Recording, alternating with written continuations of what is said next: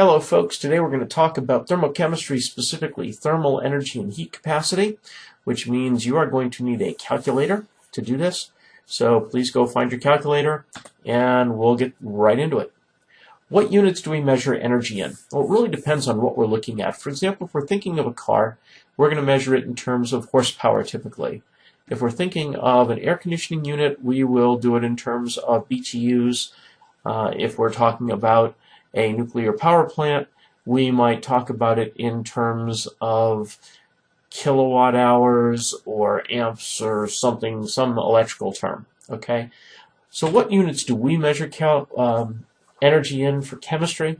Well, we tend to use calories. Now I'm going to explain exactly what that means because what you're looking at here is not exactly what we use, right? But when we look at this Snickers bar, we notice it has 271 calories in it.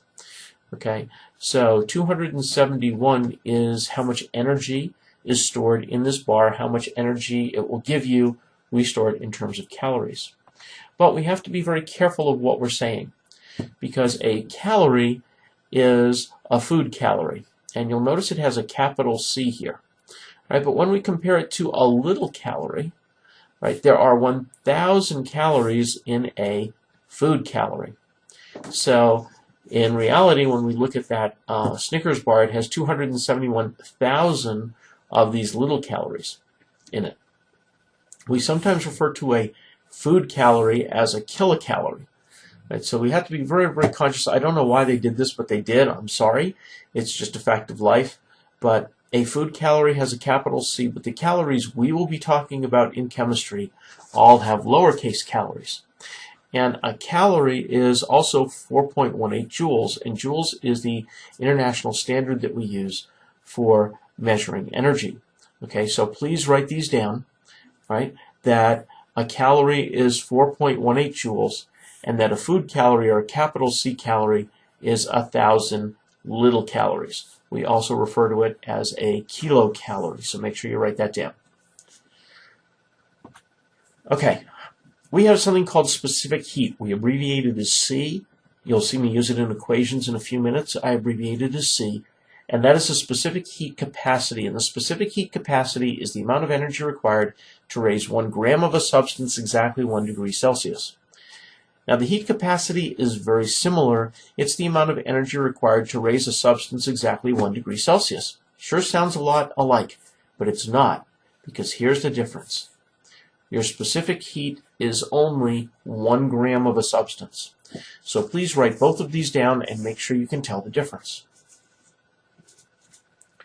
All right, so if we look at water, the specific heat or specific heat capacity for liquid water is 4.18 joules per gram degree Celsius. And it's also 1.00 calorie, notice little c, calorie per gram degree Celsius. The number we will tend to use most is this one, 4.18 joules per gram degree Celsius. And that is the specific heat for liquid water. So it takes 4.18 joules to heat 1 gram of water 1 degree Celsius. If your denominator is 1, it's just 1. So we come up with 4.18, actually 13, I think, joules per gram degree Celsius. All right. So what's the specific heat for the water in Smith Mountain Lake, right? Well, the specific heat for the water in Smith Mountain Lake, the specific heat for liquid water is 4.18 joules per gram degree Celsius. What is the heat capacity of Smith Mountain Lake? Man, that's a lot. How much heat will it hold to raise, how much heat does it take to raise the entire lake 1 degree Celsius? That's a lot of heat. That's a lot of joules. So that's the difference between specific heat and heat capacity. Heat capacity is the amount of the entire substance, 1 degree Celsius. Now, these are some specific heats that are given to us. They're all in joules per gram degree Celsius. But we have a lot of different ones that are listed here. You do not need to memorize these because you will be given them on a test. But it's kind of interesting to notice a couple things. Notice that aluminum is less than 1, and antimony and bismuth and look at all these metals. With the exception of magnesium, they're all less than 1. And look at water. Water's 4. Right? So these are all very, very small compared to water. Water, it takes a lot of energy to raise water 1 degree Celsius. Now, it's also interesting to notice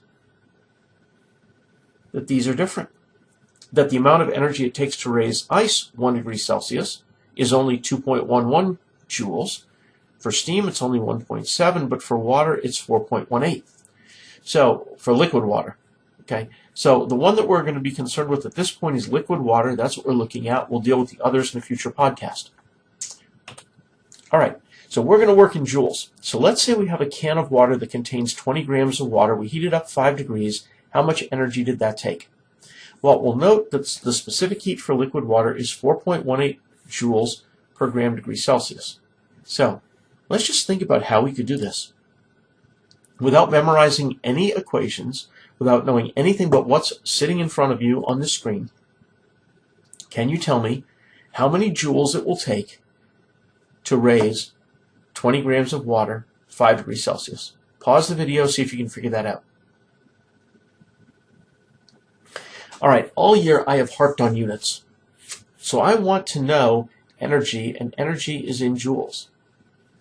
Well, if I want joules, I'm given a conversion factor of 4.18 joules per gram degree Celsius. Well, if I want joules, and I only want joules, what do I have to do? Well, I have to get rid of grams, and I have to get rid of degrees Celsius. So notice that grams are on the bottom here, and this is essentially 1 gram. So I have to multiply by the number of grams, which is 20. So I'll put 20 grams up here, and notice I can now cancel my units of grams. But I still have my units of degrees Celsius, and so I'm going to multiply this by 5 degrees Celsius, because that's what I want to use, and I get rid of my degrees Celsius. Notice all my units in the denominator have disappeared, and the only unit I have left in my numerator is joules. So if I multiply this out, 20 times 5 is 100, so this gives me 418 joules. And guys, I didn't have to use anything that was really, wow, cool math here, right? All I did was balance my units. So it's very important that you realize that you can balance your units to make that happen. Now, we do have an equation for this, which is exactly what we just did. We are saying Q, which is the number of joules, is equal to our mass, which is in grams, times C, which is our specific heat, which is in joules per gram degree Celsius. Now we're going to multiply that by our change in temperature. That's what delta means, change in temperature. So that is going to be in degrees Celsius. So you'll notice that our degrees Celsius are going to cancel, and our grams are going to cancel, and we'll be left with joules. So if we do exactly what we just did, we had what do we have? 20 grams. 20 grams, and we're multiplying that by 4.18 joules per gram degree Celsius, and we're multiplying by degrees Celsius where it went up by 5 degrees. Again, we're going to have 418 joules, right, as an answer. Now, just kind of thinking about that for a moment, we could convert that into calories. That's going to actually be 100 calories because we're going to divide by 4.18. So that's 100 calories of the little calories, or 0.1 kilocalories, or 0.1 food calories. And we're going to do that in the next problem. So let's go ahead and just go on to the next problem. How do we measure the energy of a Cheeto? Well, remember, we can't measure it directly. We'd measure its energy by burning it and putting some water over it and see what happens. So let's see, we have it there. All right. So remember, for our setup, we would take a can, we'd put some water in it, we'd put the Cheeto under here, and we'd measure the weight of the can. We'd measure the weight of the water in the can. Well, remember that water weighs 1 gram per milliliter, so that's real easy. So if we, for example, put in 100 milliliters of water, that would work really easily, and then we'd put in, we'd get the temperature of the water, and then we would go and burn the Cheeto. When we're all done, we would check the highest temperature the water gets to, and we'd stir this stuff around a lot. Right? We'd check the highest temperature it gets to, and then we'd know, we'd be able to use that Q equals MC delta T formula to figure out how much energy in joules was used. So let's go ahead and do that. So we take a Cheeto that's 1.28 grams, one single Cheeto. We do use 100 grams of water in our little thing up here, our can that has 100 grams of water, or 100 milliliters of water in it. And when we burned one Cheeto, it went from 19.8 to 28.3 degrees Celsius. So what's our change in temperature? Well, if we look at these two numbers and we subtract them one from another, we get 8.5 degrees Celsius. All right, you say, well, wait a minute. Does it matter that the temperature went up versus the temperature went down? Well, no, we're not going to worry about negatives, if that's what you're asking. We do care that the temperature went up, which is what we'd expect, because the Cheeto was burning after all. But we're not going to worry about signs at this point. All right, so let's go and see what we have. We're going to assume, rightly or wrongly, we're going to assume that all of the energy went from the Cheeto into the water. Well, that's not real. That's not realistic. But we certainly know that most of it went in. So that's what we're going to work with and say most of it went in. So we're just going to assume that our answer is right. So we're going to say that our energy is mc delta T. Now remember, because you know what specific heat is, we're just going to say our specific heat is 4.18 joules per gram degree Celsius. Right? We're going to multiply that by certain things. We're going to multiply that by the mass. The mass has to be in grams because we have to get rid of grams. And we know that we have 100 grams of water. Well, why don't I use the 1.28? Well, because the Cheeto didn't go up in temperature. It was the water that went up in temperature.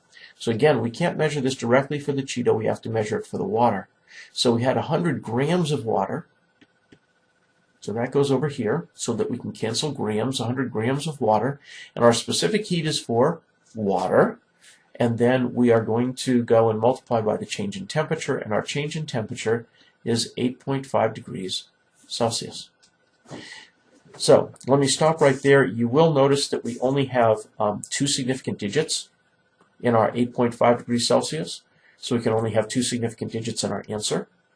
So when we multiply this out, the number that we get is 3553 joules. Or if we want to round it to the right number of sig figs, that would be 3,600 joules. Now, if we do take this number just for fun, 3553 joules, and we want to convert joules to calories, remember we're converting them to little calories, right? And they're 4.18 joules in one little calorie. We will find out that that comes out to 850 calories. And if we now take that and convert it into kilocalories, remember that's 1,000. There are 1,000 little calories in 1 calorie. So these are going to now be food calories. So this is going to tell us, therefore, since there are 1,000 calories in a kilocalorie, I don't need to do the math for this. I can do that in my head. That's 0.85 calories, or food calories. So there's less than 1 food calorie in a Cheeto. Of course, that's an approximation, but the number could be a little bit higher, but we're going to assume that all that energy went into the water. All right. How in the world do we determine the specific heat of a metal? So let's say we've been given information like this, where all of our specific heats that are up here, they've all been given to us. Well, how do we actually calculate one? Well, here's a way to do it. We could take some water and however much we put in, let's make up a number. Let's say that we have 100 milliliters of water, and we know its specific heat, right? And what we're going to do is we're going to take a piece of metal that's very hot, a hot piece of metal, and we're going to drop it into here. Well, what's going to happen when you drop the hot piece of metal into the water? Well, of course, the water is going to heat up. What happens to the piece of metal, though? The piece of metal is going to cool down. So what you have to think about is the amount of energy that is given up by the metal. That amount of energy is being given to the water. So the water is absorbing that amount of energy. Well, in fact, one's positive and one's negative, but again, we're not going to worry about signs. We're going to do everything positively just because we don't want to get confused. Okay, so the concept is as the temperature of the metal goes down, the temperature of the water warms up, and all of the energy of that metal is going into the water. Now, if let's say that I started the water at 10 degrees, and let's say I started the metal at 20 degrees, I'm going to end up somewhere in between those two numbers. I might end up closer to 10, I might end up closer to 20. It depends on the metal, and it depends on how much water there is. But the bottom line is you're going to end up between those two numbers somewhere. All right, so the metal will not have gone all the way down to 10 degrees, and the water will not have gone all the way up to 20, but wherever we end up, let's say we ended up at 13, for example, that the temperature of both are the same. The temperature of the water and the temperature of the metal end up the same. Now, how would you get the temperature of the metal to start? Well, here's an example. Let's say we took some metal and we heated it up in some boiling water. Well, so long as the metal wasn't gallium, right, it's going to be okay. So let's say you used aluminum or iron or copper or something like that. You can throw it in boiling water and it's going to get up to whatever the temperature of the water is. So you'll know what the starting temperature of the metal is that you're putting in here. You have to know the starting temperature of your water. So what do we have to do? We have to know how much water we have. We have to know what its temperature is. We already know the specific heat for water, so that's okay. Now, we need to know the temperature of the metal we're putting in, and we need to know how much it weighs before we put it in. And from that, we'll be able to calculate the specific heat. So let's see how we actually do that. Let's go through a problem where we do that. So what I'm going to do first is I'm going to write down the information we have, and I'm going to write it down in two pieces. I'm going to write it down for the metal. Let's do this. Let's write it down for the water. And let's write it down for the metal, because I want to put them on separate sides. All right. I have a 28.89 gram piece of metal. Okay, so I'm going to write that over here. 28.89 gram piece of metal. And the piece of metal is at 92.1 degrees Celsius. Right, and it's dropped into water. We have 250 milliliters of water, so that means that I have 250 grams of water. And I have, its temperature is 19.8 degrees Celsius. Right, now what happens is when I put the metal in there, the temperature changes to 21.4.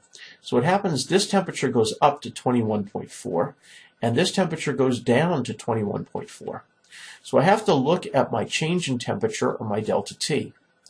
So my change in temperature for this one is 1.6 degrees Celsius.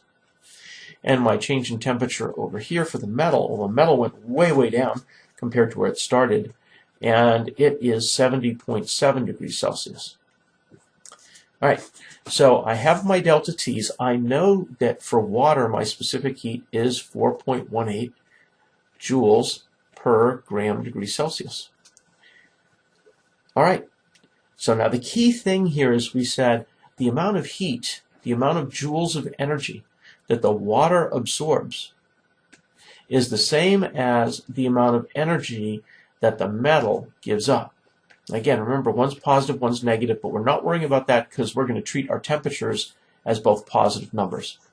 Okay, so let's go ahead and do some math. So we know that if Q is equal to Q, then the MC delta T of the water is equivalent to the MC delta T of the metal. All right, let's see where we're going with this. Let's go ahead and try some stuff. We know that the mass of the water is 250 grams. We know that the specific heat of water is 4.18 joules per gram degree Celsius. And we know that the change in temperature is 1.6 degrees Celsius. All right, let's keep going. Over here we know that for the metal, we have 28.89 grams. And our specific heat, which is an unknown number of joules per gram degree Celsius, is over here. That's what we're trying to calculate. This is our unknown. And our change in temperature was 70.7 degrees Celsius. All right, well, what we want to solve for is this thing right here. We want to get it all alone on one side of the equation. So what do? Well, we divide both sides by these other things. So we're going to divide by 28.89 grams of metal. Now we're going to divide by 70.7 degrees Celsius, which is the temperature that the metal went down, so we can get rid of those. We're going to be left with joules per gram degree centigrade. Notice your units. Notice your units of grams are going to cancel, and your units of degrees Celsius are going to cancel. You're going to be left with joules per gram degree Celsius, which is what you want, because that's what's over here. And if we actually do this math, what we come up with is, we come up with 81, no, that's not right. We come up with 0.819 joules per gram degree Celsius. Now, because we were doing math and we noticed that here our delta T, again, only has 2 sig figs in it, our answer here is going to be 0.82 joules per gram degree Celsius. So that is the specific heat of the metal we're working with. That's the way you work it. Now, you may have to watch that again to get a good sense of what I'm doing and follow all the pieces, but that's the way you do these particular problems. All right, now your teacher tells you that the metal is aluminum. So what's the percent error? Well, how in the world do you do that? You got a 0.82 joules per gram degree Celsius as your specific heat. So if the teacher tells you it's aluminum, you go and you look it up, and aluminum over here says it's 0.897 as its specific heat. So how do I calculate percent error? Well, percent error means how far am I off from what I expected. So your percent error is what you actually got minus what you expected to get. We're going to take the absolute value of that number.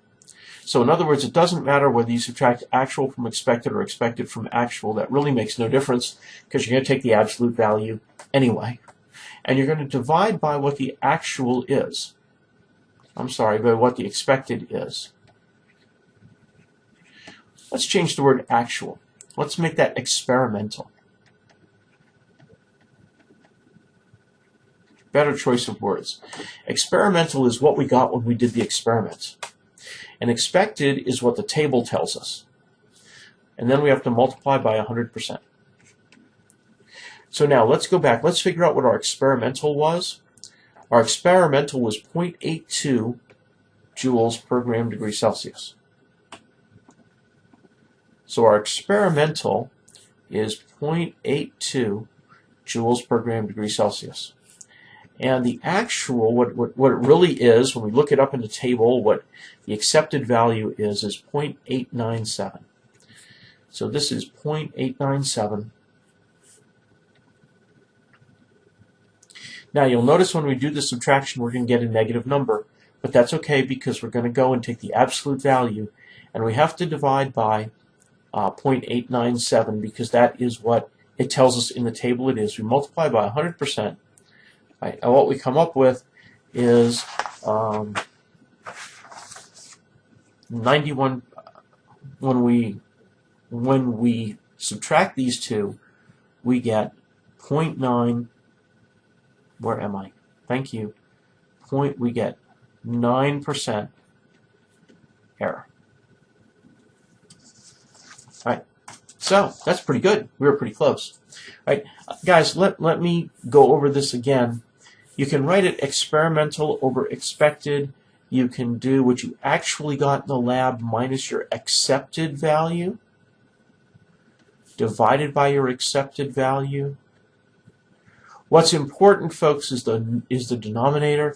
Always has to be what you get out of the table, what other people have figured out. Okay, that's the accepted value versus what you got in your lab. All right, so this is your lab experimental value.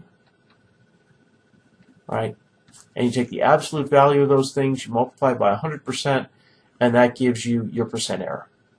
All right, I think that's it. If you have questions, please see us in class. Please do the worksheet. Got to make sure you know how to do this before your test. And we'll see you in class. Ask us if you have questions. Take care. Bye-bye.